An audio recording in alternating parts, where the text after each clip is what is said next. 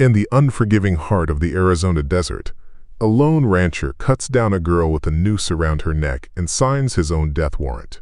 Hunting her is a man with a face scarred by war and a gang of killers ready to paint the canyons red.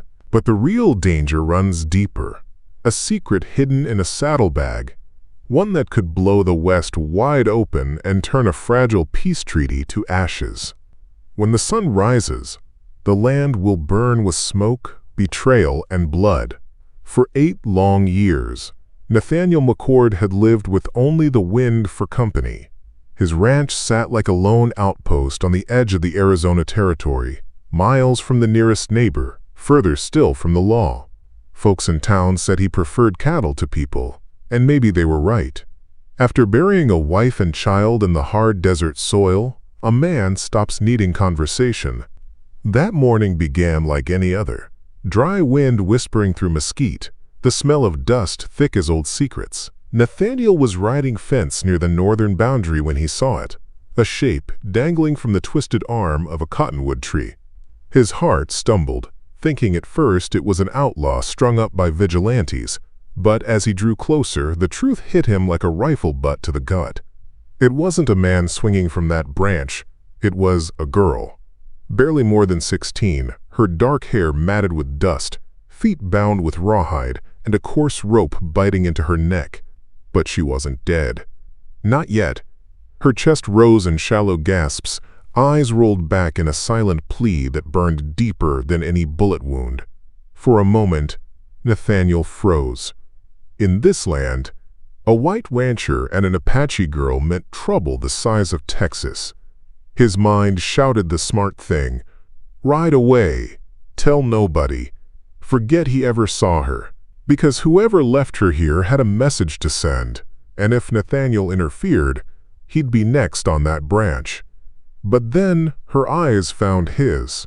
Through the haze of pain and fear, they locked on him like a prayer. And something deep inside Nathaniel, something he thought had died with his family, stirred back to life. He swung down from his horse, boots hitting dust like thunder, and reached for the knife at his belt. The rawhide cut easy, but the rope fought him like it wanted blood. He sawed through it, every heartbeat a race against death, until at last the fibers snapped and the girl collapsed into his arms, limp as a broken bird. Her breath came ragged, her lips cracked and dry. She tried to speak, but only a whisper escaped. A single word in Apache he didn't understand, but the fear in her voice was clear enough. Nathaniel glanced around, senses sharpened to a razor's edge. Whoever had done this could still be near, watching from the rocks, waiting for him to make the wrong move. And he already had, because the moment he cut her down, Nathaniel McCord signed his own death warrant. He laid her gently across his saddle, swung up behind, and spurred his horse toward the ranch house. The wind howled through the cottonwoods like ghosts, warning him to turn back. But Nathaniel knew there was no turning back now. Not when he'd just saved the life of someone the world wanted dead. And somewhere out there, in the baking desert heat, the men who put her in that tree were coming.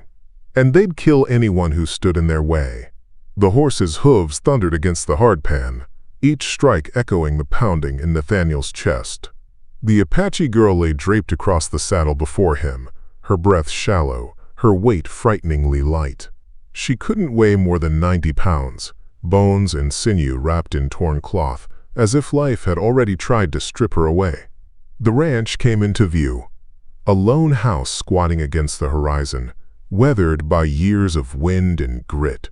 Nathaniel swung down before the porch, carried her inside, and laid her on the bunk he hadn't used since Sarah died. His hands worked fast, knife slicing the rope burns from her wrists, water trickling between cracked lips, blanket drawn up to her chin. She stirred, eyes fluttering open like dark coals in a dying fire. For a heartbeat, they burned with terror, then softened with something Nathaniel couldn't name. She tried to speak, but the words came out jagged, foreign, Apache tongue, sharp as the cliffs their people called home. "I can't. I don't," Nathaniel muttered, frustration clawing at him. She coughed, then whispered one word clear enough to pierce the language barrier. Toma. The name lingered in the air like smoke. A name or a warning. Before Nathaniel could ask, a sound cut through the stillness. Hooves. Not the distant echo of a single rider, but the low, rolling thunder of several. Nathaniel crossed to the window and peered through the warped glass. Tracks. Fresh tracks scarring the dust beyond his gate. 5, maybe 6 riders, moving fast, and they weren't following the road. They were following him. Nathaniel's blood turned cold. He had 2 choices: hand over the girl and hope they let him live, or dig in and prepare for the fight that would surely follow. His hand brushed the rifle leaning against the wall. The iron felt heavier than it had in years. He loaded it by feel, every click like a drumbeat in the silence. Behind him, the girl whispered again, her voice barely a thread. Toma coming. Nathaniel turned, his jaw tight. Whoever Toma was, he wasn't coming for a friendly visit. Outside, the dust on the horizon thickened. 6 riders. Black hats, rifles slung low, their silhouettes sharp against the dying sun. Men who rode like they owned death. And Nathaniel McCord had just stolen from them. Dusk spilled across the desert like ink, swallowing the horizon in shadows. Nathaniel stood on the porch, rifle across his chest, every sense stretched taut. The riders were closer now. He could hear the faint creak of saddle leather, the rhythmic jingle of spurs carried on the evening wind. 6 silhouettes emerged from the gloaming, moving in a wide arc around the ranch house. They didn't ride like drifters or cowhands. Their movements were deliberate, disciplined. Men who knew how to kill and how to make it slow. At their head rode a man whose presence hit Nathaniel like a hammer blow. Tall, lean, wrapped in a black duster that trailed behind like a funeral shroud. His hat was pulled low, but the fading light caught the glint of something cruel in his eyes.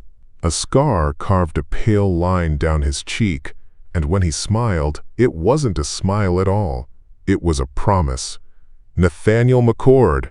The man's voice rolled across the yard like thunder. Calm. Certain. You've got something that don't belong to you. The girl inside stirred at the sound of his voice. She tried to sit up, but pain drove her back against the pillow. Her eyes burned with hate and fear as she rasped one word. Toma. So this was him. Toma swung down from his horse with the fluid grace of a man who'd taken lives before breakfast.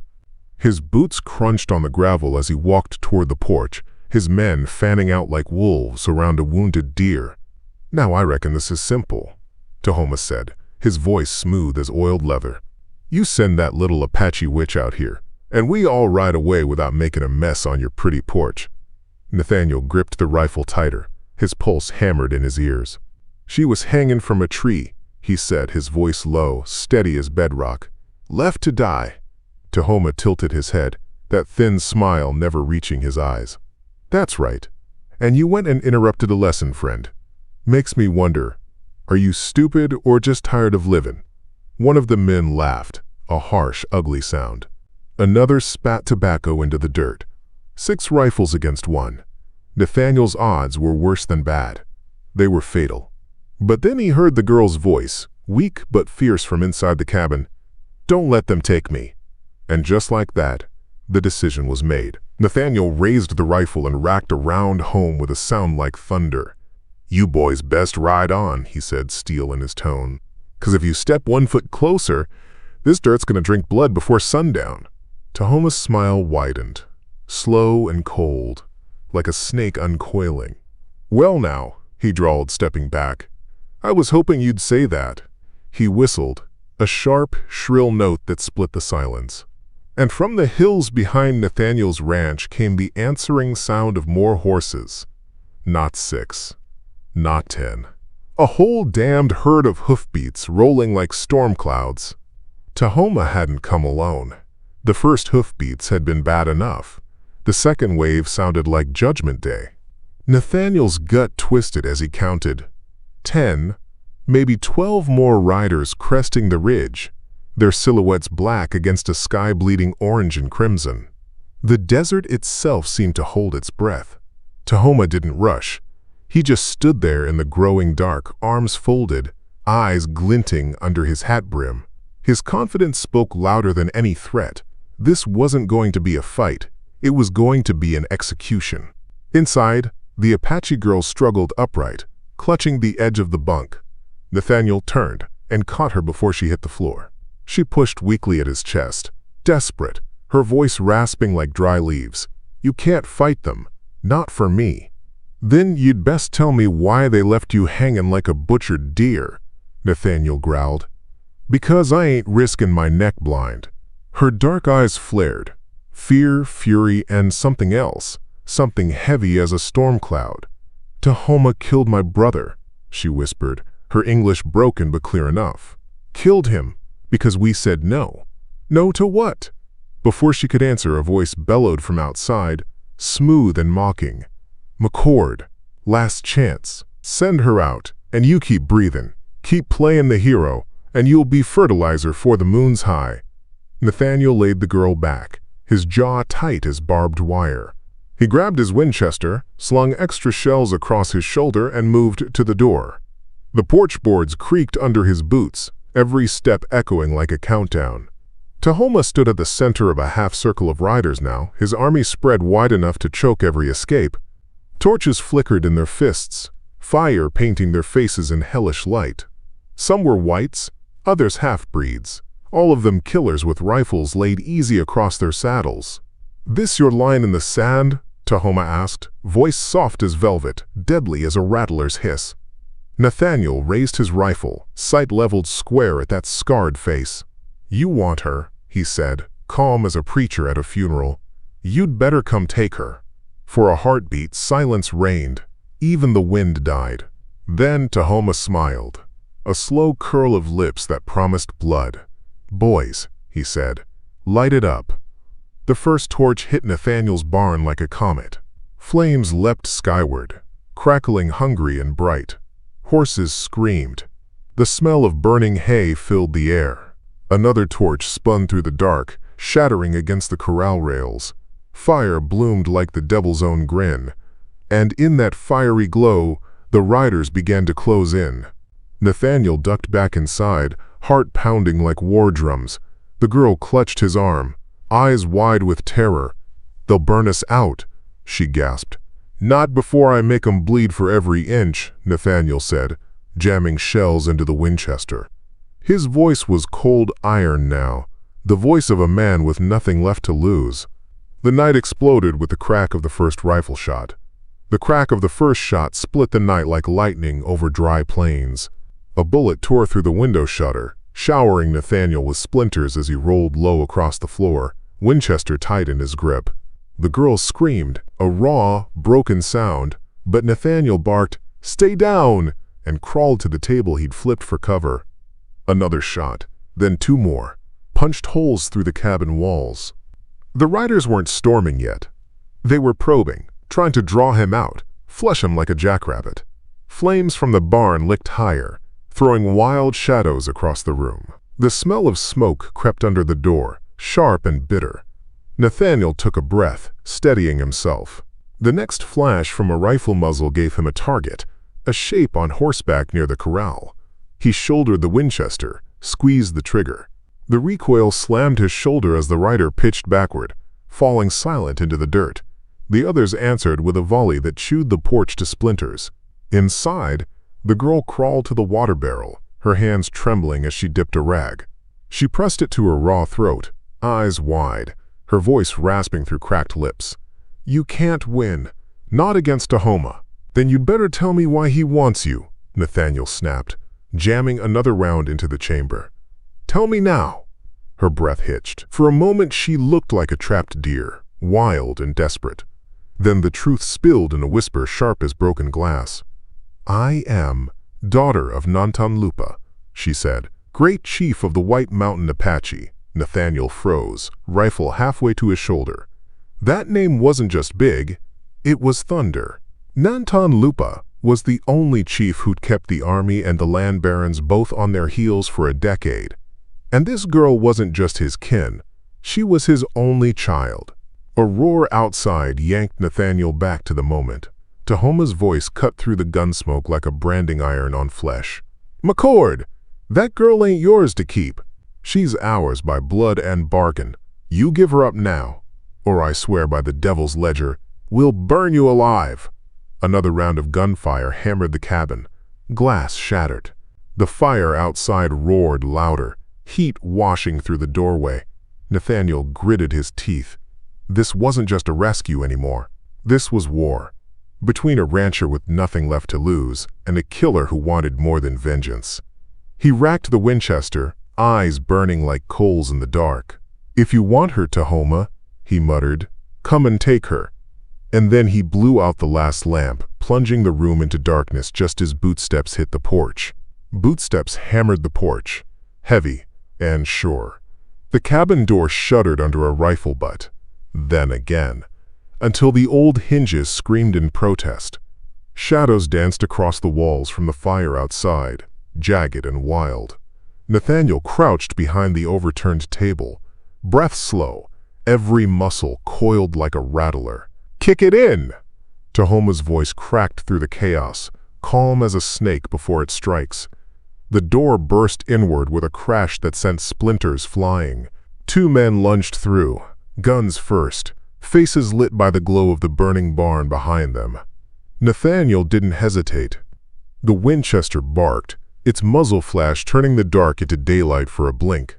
The first rider dropped like a sack of grain, blood pooling black in the dirt floor.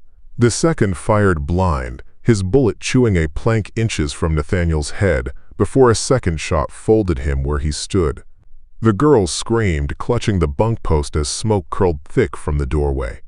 Nathaniel grabbed her by the arm and hauled her toward the back corner of the cabin.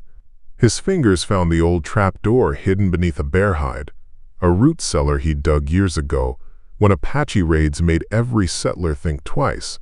"In!" he hissed. She shook her head violently, her hair wild, eyes like burning coal. "They'll kill you." "Maybe," Nathaniel muttered, prying the hatch open, "but not before I make 'em regret knockin'." He shoved her down the narrow steps just as Toma's silhouette filled the doorway, tall, lean, a pistol glinting like a viper's fang in the firelight. "You're a hard man to kill, McCord," Toma drawled, stepping over the bodies like they were nothing. "But hard men break same as any bone." Nathaniel swung the Winchester up, but the click was empty death. Spent dry, he flung it aside and reached for the Colt on his hip as Toma's gun rose like judgment. Then the cabin shook. A deafening roar ripped through the night, followed by a blast of heat that flattened them both. The barn exploded in a geyser of fire, hurling chunks of timber and iron like cannon shot. Toma stumbled, blinded by the sudden blast. Nathaniel didn't waste the heartbeat. He launched himself across the room, smashing Toma into the doorframe as the Colt boomed, tearing a hole in the wall instead of his heart. They hit the porch in a tangle of fists and fury. Toma was strong, a whipcord coil of muscle and hate. Nathaniel's fist cracked against his jaw, once, twice, before Toma slammed an elbow into his ribs, white-hot pain stealing Nathaniel's breath. A boot connected with his knee, dropping him hard. The Colt skittered into the dark. Toma loomed over him, pistol leveled, teeth bared in a predator's grin. "Any last prayers, rancher?" Before Nathaniel could answer, a sound cut through the gun smoke and roaring flames, a high, sharp whistle from somewhere in the desert night. Toma's smile faltered. The whistle came again. Then another. Then dozens more, echoing across the flats like the wail of ghosts rising from their graves. And from beyond the burning ridge, the ground began to tremble with the sound of many horses. Toma's men heard it too. Fear flickered across their faces as they swung toward the darkness, torches shaking in their hands. Because whoever was coming, they weren't Toma's. The sound came first, a low, rolling thunder that swallowed the crackle of flames and the shouts of Toma's men. The ground trembled under Nathaniel's boots as he dragged himself upright, ribs screaming in protest. Toma froze on the porch, pistol still in hand, his eyes narrowing toward the horizon.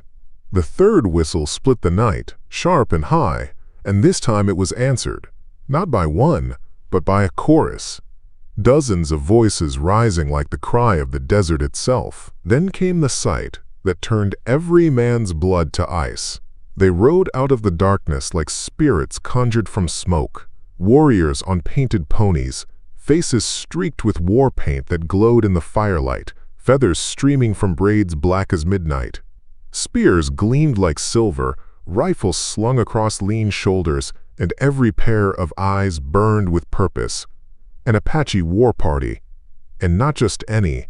Nathaniel knew it the instant he saw the man at their head, a towering figure draped in eagle feathers, his chest bare except for a necklace of polished bone. The weight of his presence was like a storm rolling in. This was Nantan-Lupa, the White Mountain Chief himself, the girl's father. Tohoma's grin had vanished. For the first time that night, the devil looked afraid. His men wavered, some tightening their reins, others glancing toward the darkness, as if the desert might swallow them whole. The chief raised his hand, and the riders fanned out, encircling the burning ranch in a wide ring of horse and steel. Silence fell, thick, heavy, broken only by the hiss of fire and the restless stamping of horses. Toma lowered his pistol slowly, his voice low and slick. "Well now," he said, forcing a smile that didn't touch his eyes, "ain't this a family reunion?" Nantan-Lupa didn't answer. He just sat his horse like a king carved from iron, eyes fixed on the man who dared string his daughter from a tree. Then, in perfect English, his voice rolled out, deep and cold. "Give her to me, or die where you stand." The girl appeared in the cabin doorway then, her face pale but her eyes blazing. She stumbled forward, and Nathaniel caught her before she fell.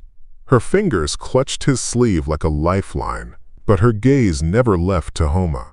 "Kill him," she whispered, her voice trembling with hate.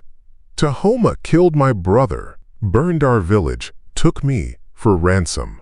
Nathaniel felt the weight of her words sink like lead in his gut. This wasn't just vengeance. This was war, and he was standing at the fault line. Toma laughed, low and cruel, though Nathaniel heard the edge of desperation under it. "You tell your old man," he sneered at the girl. "A deal's a deal.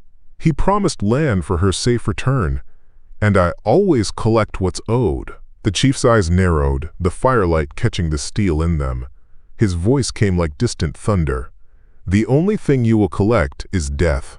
Every Apache rifle lifted as one, and Toma for the first time looked like a man staring straight into hell. The night held its breath. Toma's men shifted nervously in their saddles, fingers twitching on rifle stocks. Across the ring of firelight, Apache warriors sat like stone, their ponies barely stirring, eyes cold as obsidian. In the center of it all stood Toma, calm on the surface, but Nathaniel saw the tension in his jaw, the way his hand tightened around the pistol at his side. Then Toma did something no one expected. He laughed, low at first, then louder, until the sound rolled across the burning yard like thunder laced with poison. "You think you've won, old man?" he called to Nantan-Lupa. "You think this is just about a girl? Hell, this ain't even about land anymore." The chief's expression didn't change, but Nathaniel felt the weight of those words settle like a noose around the night. Toma took a step forward, his grin cutting sharp in the firelight. "Tell him, McCord. Tell him what you saw in her eyes when she spoke your name." Nathaniel stiffened. "What the hell are you?" "She's not just his daughter," Toma cut in, voice slicing the air like a blade. "She's the key, the last piece of a treaty that'll carve up this territory like a Sunday roast. Army gets their forts, rail barons get their tracks. And Nantan-Lupa? He gets what every chief wants, land and power. Only problem is, Toma's smile turned wolfish. "She don't agree." The girl's grip on Nathaniel's arm tightened until her nails dug deep. Her voice came in a hoarse whisper. "He lies." Toma shrugged. "Do I? Ask Daddy what happened in Santa Fe. Ask him why a dozen white men signed their names to a promise he couldn't keep. Ask him why I was hired to make a little problem disappear." Nantanlupa's voice cut through the crackle of flames, low and steady as distant thunder. Enough. But Toma wasn't done. His grin widened like a canyon split. "See, McCord, you think you saved some poor little girl from a lynching. Truth is, you stepped right into the middle of a war no bullet can win. She runs? That treaty burns." "Treaty burns?" "Blood floods this desert from here to Texas." The Apaches shifted now, tension rippling through the ring like wind through grass. For the first time, doubt flickered in their eyes. Toma saw it, and drove the knife deeper. "So go on, Chief," he said softly. "Take her. Drag her back to your council, and force her into that marriage you promised. But just remember," his grin turned vicious, "a woman can slit a man's throat as easy as a calf rope. And I'm betting your daughter ain't done fighting yet." The chief's jaw tightened. The girl trembled against Nathaniel, her breath coming hard and fast. "And Nathaniel?" His blood ran cold as he realized the truth behind Toma's words. This wasn't just a rescue. It wasn't even revenge. It was a powder keg, and Toma had just lit the fuse. The night exploded. A rifle cracked from the dark, dropping one of Toma's men like a sack of grain. Shouts tore the silence. Horses reared. Fire leapt higher as gunfire roared like a thunderstorm. Bullets whined past Nathaniel's ear, and he yanked the girl down behind a trough just as splinters flew like shrapnel. Above the chaos, Toma's voice rose in a snarl. "Kill the rancher! Take the girl alive!" And then Toma vanished into the smoke. The night erupted in thunder. Rifles barked, pistols boomed, and the air filled with the acrid bite of gun smoke. Horses screamed as arrows hissed through the dark, thudding into flesh and wood alike. Flames from the barn roared higher, casting a hellish glow over the chaos. Nathaniel yanked the girl behind a half-collapsed water trough, bullets chewing splinters from the boards above their heads. His Colt was heavy in his hand, its cylinder loaded with the last 6 rounds he owned. 6 shots between them and death. "Stay low," he barked, then popped up long enough to put a bullet through the chest of a rider charging toward the cabin. The man pitched backward, boots catching in the stirrups as his horse bolted into the night. Nathaniel dropped back, lungs burning, ears ringing with the screams and gunfire. Through the smoke, he caught flashes of movement. Toma's men breaking toward the corral, using the firelight as cover, while Apaches rained death from the shadows. One of Toma's riders caught an arrow through the throat, flailed soundlessly, and collapsed into the dust. Another swung his rifle toward the cabin, and Nathaniel put a round between his ribs before he could fire. The girl gripped Nathaniel's arm, eyes wild. "They take me," she gasped. "They kill you." "Not while I'm breathing," Nathaniel growled. But even as the words left his mouth, he saw Toma, just a flicker of that black duster in the smoke, slipping toward the corral with 2 men flanking him. And they weren't aiming for a fight. They were aiming for the horses. "Damn it," Nathaniel hissed. If Toma got the girl onto a saddle, this would all end in blood and dust. And Nathaniel had buried enough in both. He grabbed the girl's shoulders. "Stay here. You hear me? Don't move, unless the sky falls." Then he was up, running low through the smoke, Colt barking twice to drop a gunman lunging from behind a rain barrel. Heat scorched his face as he dove behind the flaming ruin of the barn, coughing against the smoke that clawed his lungs. Ahead, he saw them, Toma and his men, cutting mounts loose, the horses screaming in panic. Toma turned at the sound of Nathaniel's boots crunching gravel. Their eyes locked through the flicker of flames. Toma's full of cold fury, Nathaniel's hard as a coffin nail. "Well, hell," Toma drawled, leveling his pistol. "Guess the rancher's got more sand than I figured." Nathaniel fired first. The Colt bucked in his grip, the shot tearing Toma's hat from his head. Toma dove sideways, rolled behind a wagon as his men opened up. Bullets chewed dirt where Nathaniel had stood a second before. He dove behind a smoking hayrack, heart hammering, gun smoke stinging his eyes. "Bring me the girl," Toma roared. "Shoot the rancher dead!" Nathaniel snarled under his breath, thumbing the hammer back on his Colt. He had 4 shots left and a promise to keep. Because if Toma wanted a war, Nathaniel McCord was ready to give him one. Flames clawed at the night sky, painting everything in hell's own colors. Nathaniel pressed his back against the charred remains of a hayrack, lungs heaving, Colt slick with sweat in his grip. Smoke burned his throat, but the shouts cutting through the chaos burned hotter. "Find her!" Tahoma's voice tore through the din like a whip crack. "Alive, damn you!" Nathaniel risked a glance through the smoke. Tahoma's men scattered in pairs, rifles glinting, shadows twisting as fire threw wild shapes across the yard. Horses screamed in terror, some breaking free, others bolting into the desert with empty saddles. Apache war cries rose from the darkness, savage and sharp, arrows streaking like sparks as they cut men down. Then Nathaniel's heart froze.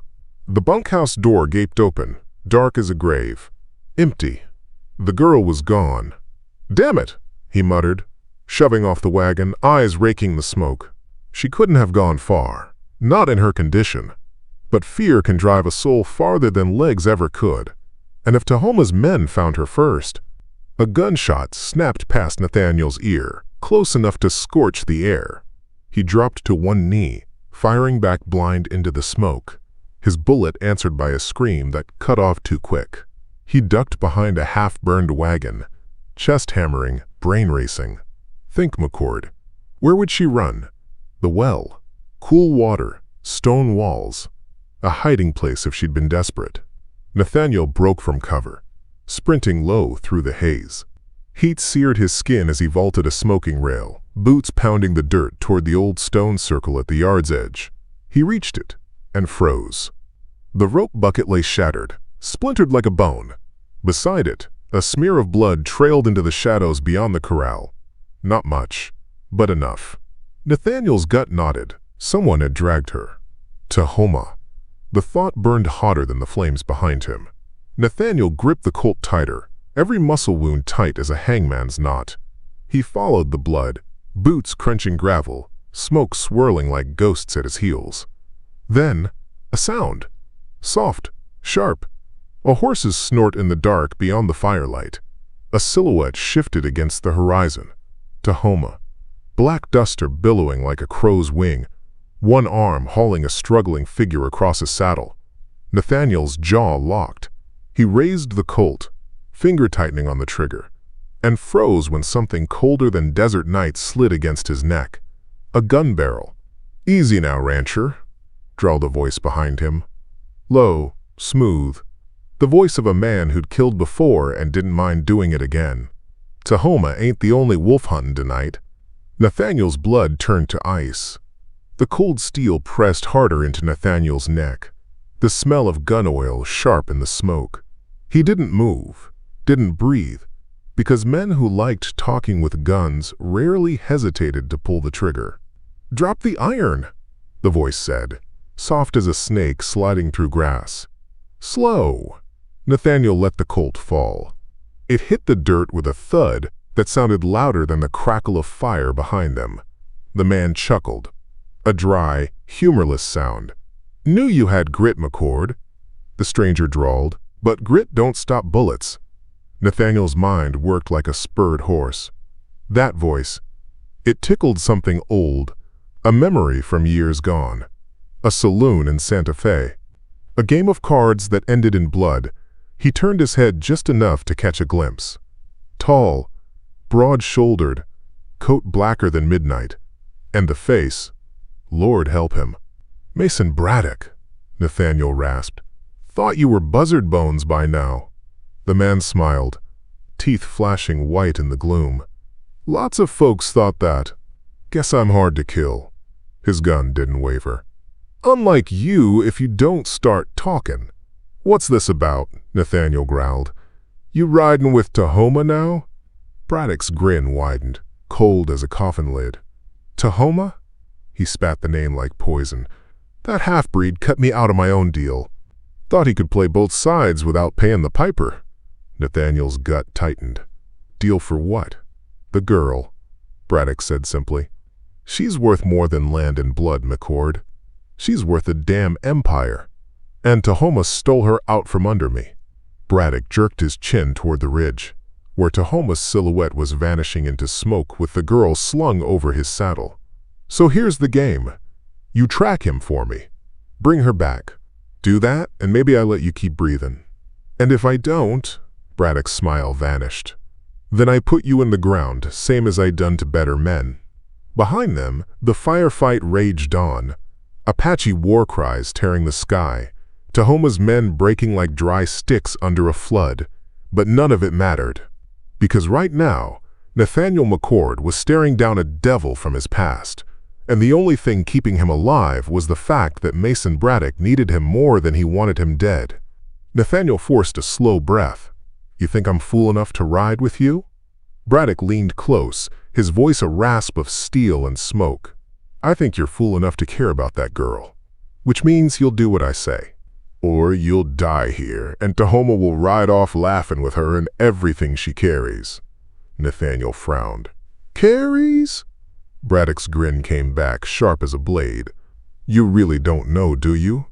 Lord McCord, you pulled her off that tree without asking the first question. She ain't just a chief's daughter. She's got the only thing that matters in this godforsaken desert. Proof. Proof of what? Braddock's eyes glittered like a rattler's in moonlight. Proof that men in Washington sold this land twice. To the Apaches and to the railroad. You think Toma wants her for a ransom? No, sir. He wants her for what she knows. And every man in this territory will kill to make sure that truth dies with her. The weight of it hit Nathaniel like a hammer. This wasn't just a fight over a girl. This was a war over the future of the West, and he'd walked into the center of it blind. Braddock stepped back, cocking his revolver with a sound like Judgment Day.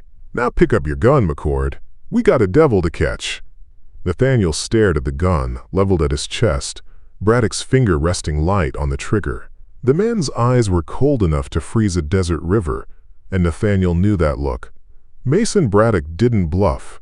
He killed men the way most folks swatted flies. The fire roared behind them, spitting embers into the night like sparks from Hell's Forge. Screams carried from the yard. Toma's men breaking under the Apache charge. But none of that mattered now. This standoff was quieter, meaner, and Nathaniel's options were running out like whiskey in a cracked glass. Pick it up, Braddock said, nodding at Nathaniel's Colt lying in the dirt. And don't think about trying me. I still shoot straighter than you, McCord. Nathaniel's jaw clenched. Every bone in his body wanted to plant a fist in Braddock's grin. But the girl's face flashed in his mind.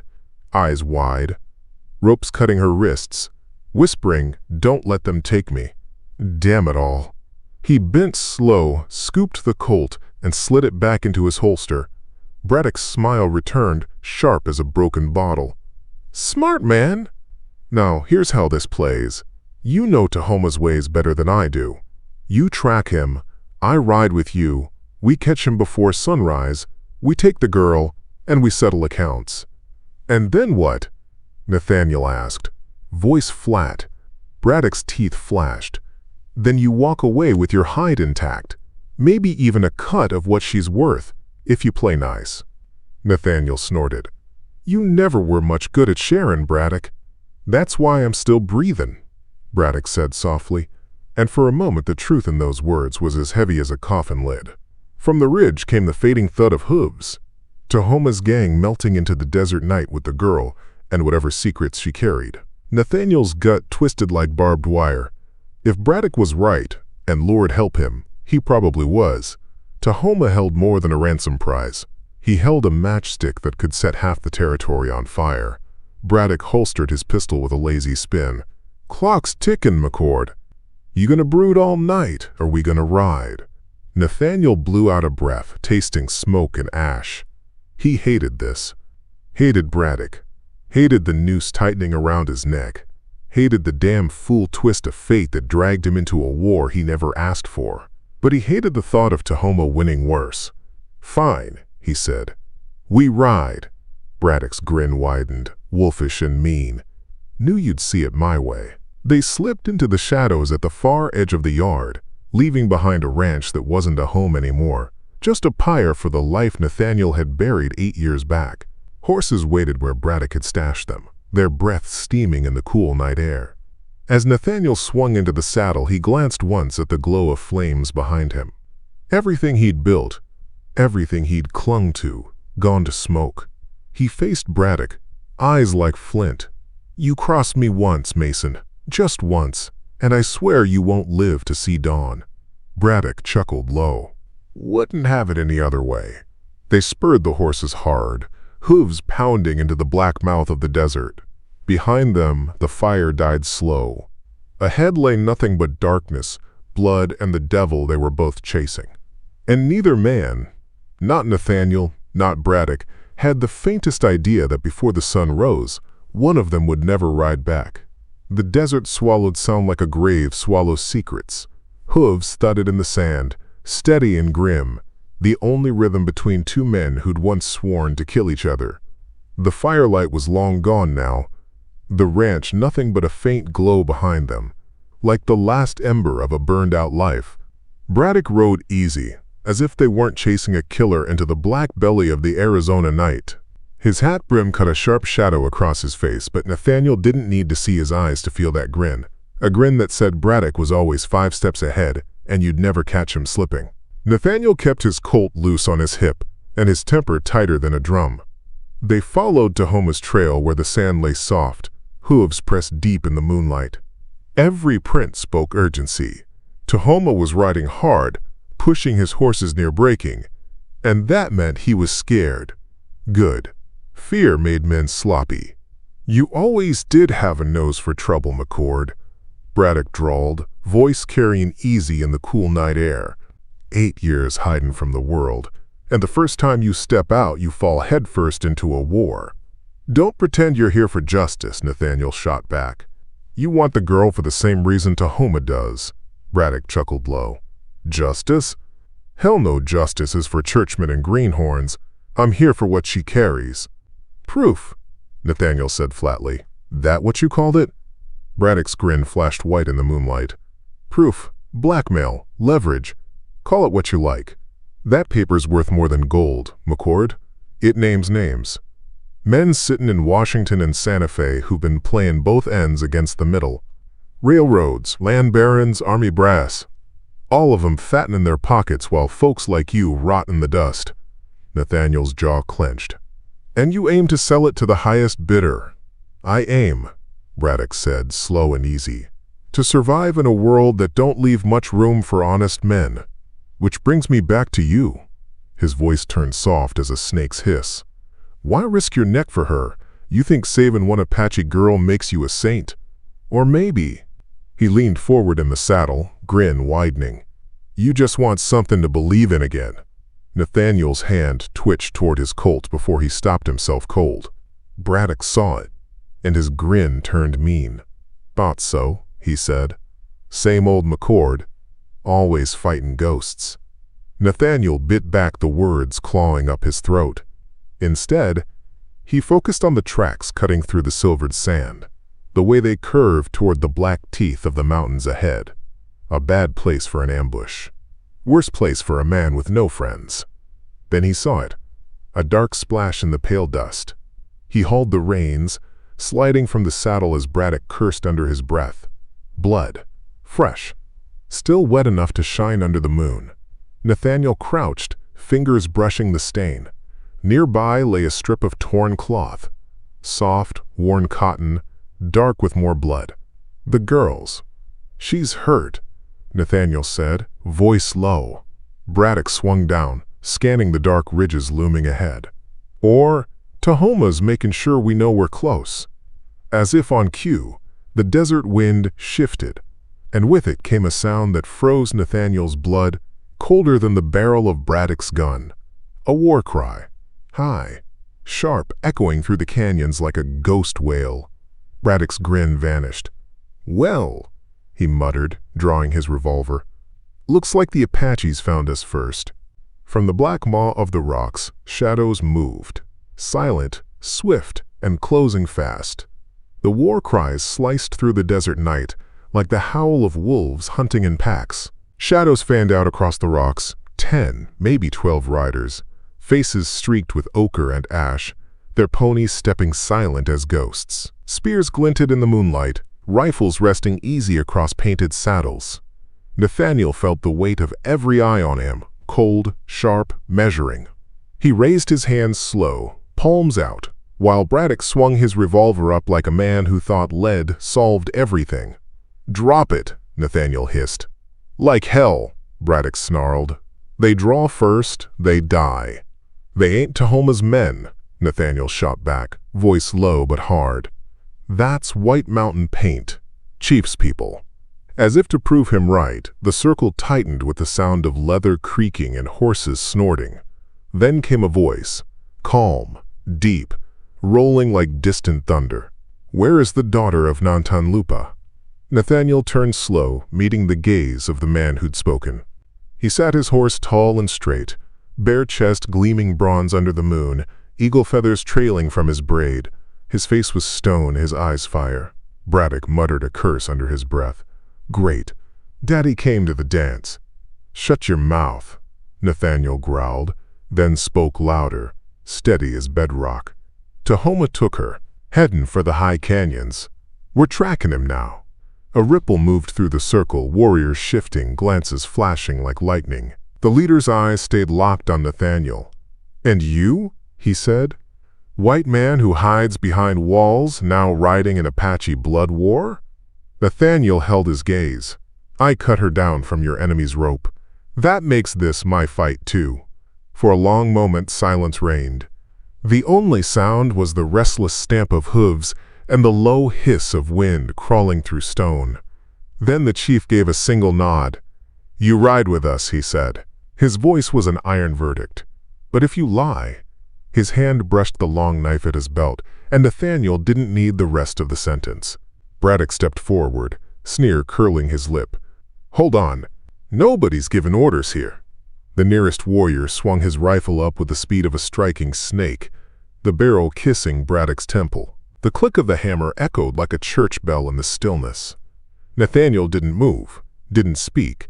He just met Braddock's glare and said low, "Holster up, Mason, or they'll carve your name in the sand." Braddock's jaw worked like a man chewing iron. Then, slow as syrup, he lowered the Colt. The circle broke with a sharp whistle, and in the next breath, they were moving, 13 shadows sliding into the canyons, hooves pounding soft on the sand.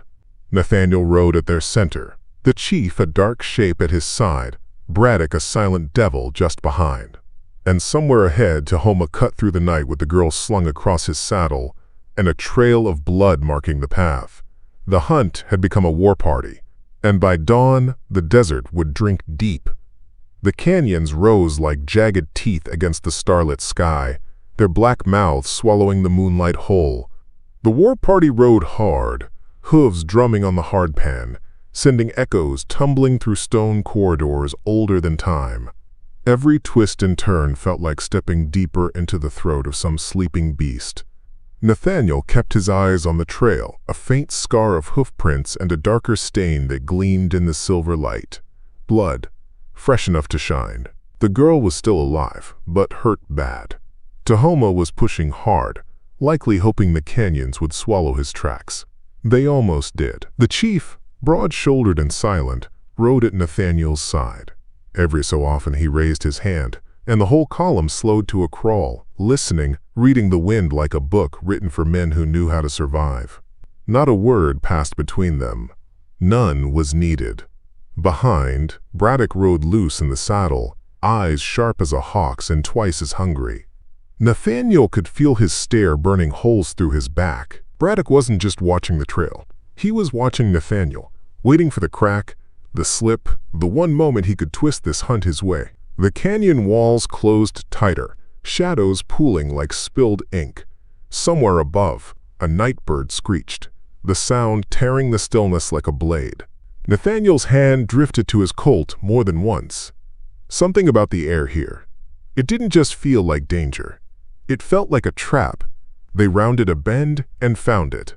Toma's fire burned low in a hollow between the rocks, smoke curling faint into the stars. Saddles lay in a heap. Horses tied loose. But no voices, no movement, too quiet. The chief raised his hand. The war party froze, rifles sliding up like extensions of their arms.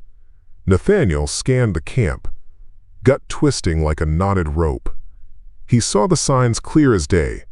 Boot tracks, fresh. The drag marks were something, or someone, had been hauled through the sand. The girl. "She's alive," Nathaniel muttered, crouching by the marks. "But they ain't here long." "No," the chief said, flat as iron. "They wait." The words had barely left his mouth when the canyon exploded with gunfire. Muzzle flashes spat from the cliffs. Bullets screamed off rock, showering sparks. One warrior pitched sideways out of the saddle before Nathaniel even hit the dirt. He rolled behind a boulder as lead chewed the ground where his head had been. Toma's laugh rolled down from the heights, wild and sharp. "You think you hunt me, old man? You just rode into your own grave." Braddock dove behind a jagged outcrop, returning fire with both pistols blazing, his grin wicked as the devil's. "Hellfire, McCord!" he shouted over the roar. "Told you this'd be fun?" Nathaniel gritted his teeth, thumbed the hammer on his Colt and shouted back, "If this is your idea of fun, Mason, you got a sick mind." Above, shadows leapt across the rocks. Toma's men, firing from the high ground, driving them deeper into the canyon's throat. Every echo turned gunfire into thunder, every flash blinding in the black. The girl was up there. Nathaniel knew it in his bones. But getting to her meant climbing a wall of lead. And behind him, Braddock's voice cut through the chaos. Low, cold, almost calm. "Soon as this smoke clears, McCord," he said, "me and you are settling accounts. With or without the girl." Bullets carved fire from the canyon walls as Nathaniel crawled behind a slab of stone, heart pounding like war drums. Toma's men owned the high ground. Every time a warrior tried to break cover, leads spat down from the ridges. Another Apache dropped, blood black in the moonlight. Braddock slid in beside him, face slick with sweat, grin wild as a coyote. "We're boxed in, McCord. Toma's got the choke and the drop. Might as well start picking out coffin wood." "Not yet," Nathaniel growled, eyes darting to a pile of Toma's saddlebags near the fire, left behind when the ambush sprung. He spotted what he needed. Powder kegs, small but deadly. "Nathaniel," the chief hissed, crouched behind a shattered boulder. "Your plan?" Nathaniel ripped a strip from his coat, jammed it into a powder keg, and sparked it with a trembling match. "Light a fire," he muttered, teeth clenched. "Big enough to make the devil blink." He hurled the keg hard toward the cliff. It bounced twice. Then the canyon split with a roar that shook the bones of the earth. Rock and fire exploded skyward, a landslide ripping loose, sending Toma's men tumbling from their perches in screams and dust. "Move!" Nathaniel bellowed, charging through the smoke. Braddock was on his heels, guns barking like chained dogs. The Apaches followed, their war cries cutting through the thunder of falling stone. Nathaniel scrambled up the shattered ledge, boots sliding in the rubble, Colt bucking in his fist. A figure burst from the haze ahead. Toma, black duster whipping like a storm crow, knife gleaming in his hand. "You should have stayed dead in your shack, McCord," Toma roared, lunging like a striking panther. Steel flashed. Nathaniel caught the knife arm, muscles screaming as they crashed against the rocks. The blade kissed his ribs, hot and sharp. Pain flared white, but Nathaniel twisted, driving his fist into Toma's jaw. The outlaw staggered, spitting blood, then slammed a knee into Nathaniel's gut hard enough to steal breath. They grappled in the smoke, the world narrowing to fists, blood, and hate.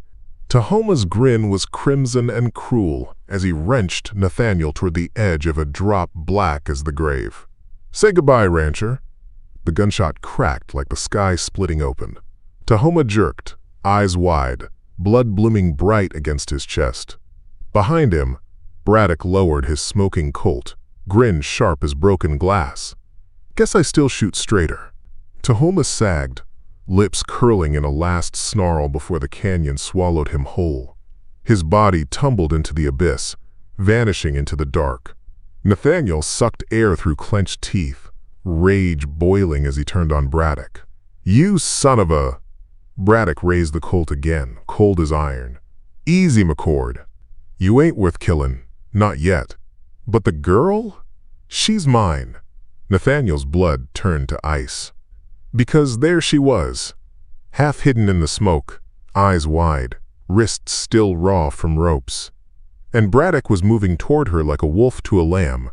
Nathaniel had one bullet left, one chance. He stepped into Braddock's shadow, teeth bared in a grin that wasn't a smile. "Not today, Mason!" the Colt roared.